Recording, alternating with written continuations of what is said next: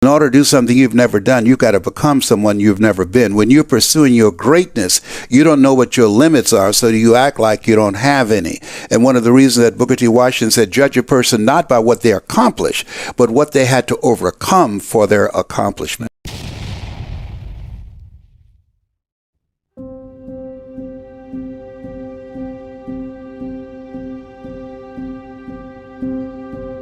This Les Brown that you now see, I had no idea that he existed. I was born in an abandoned building on the floor. I'm adopted. When I was in 5th grade, I was labeled educable mentally retarded. I was put back from the 5th grade to the 4th grade. I failed again and I was in the 8th grade. And given my environment and circumstances, I have no college training. The story I was born into and I embraced was that I was supposed to be poor. But it was not conscious, it was unconscious. How people live their lives is a result of the story they believe about themselves. In the 11th grade, Mr. Washington, he said to me, young man, go to the board and work this problem out for me. And I said, I can't do it.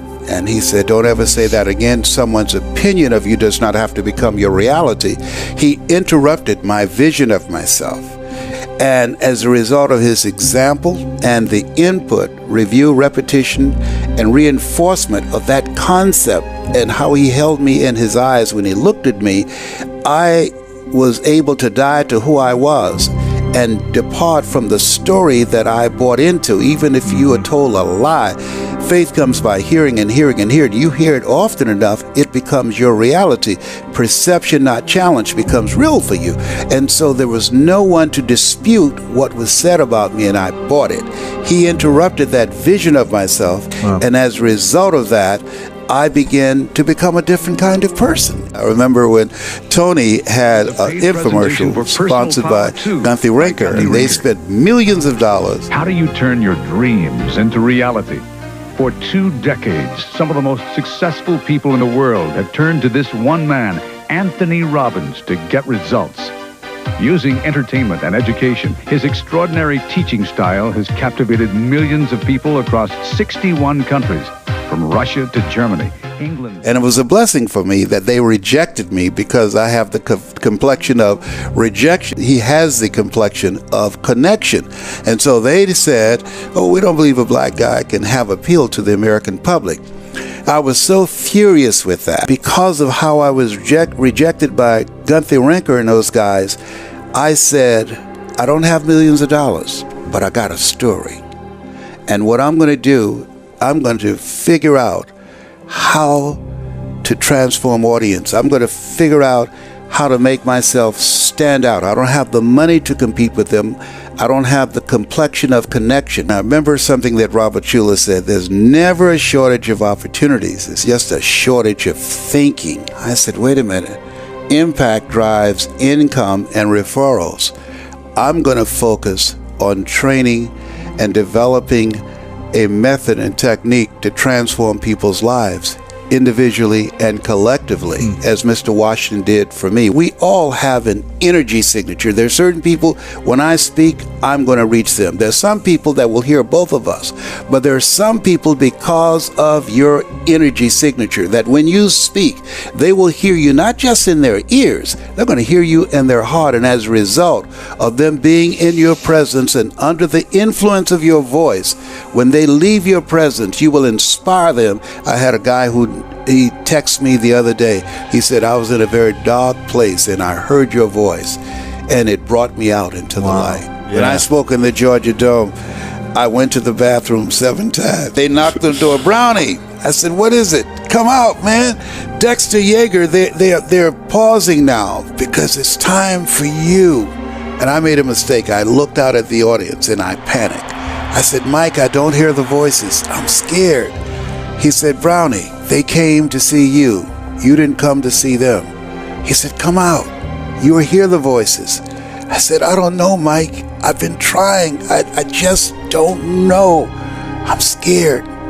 And he said, just be scared and do it anyhow. Don't speak. I said, I don't have to speak? He said, no. I said, then what will I do?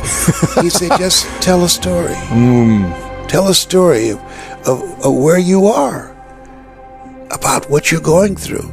and about the golden dream for buying your mother a home. Because stories can be used to transform people's lives. Right? Yeah. Not just anchor the points, but it creates a significant emotional event.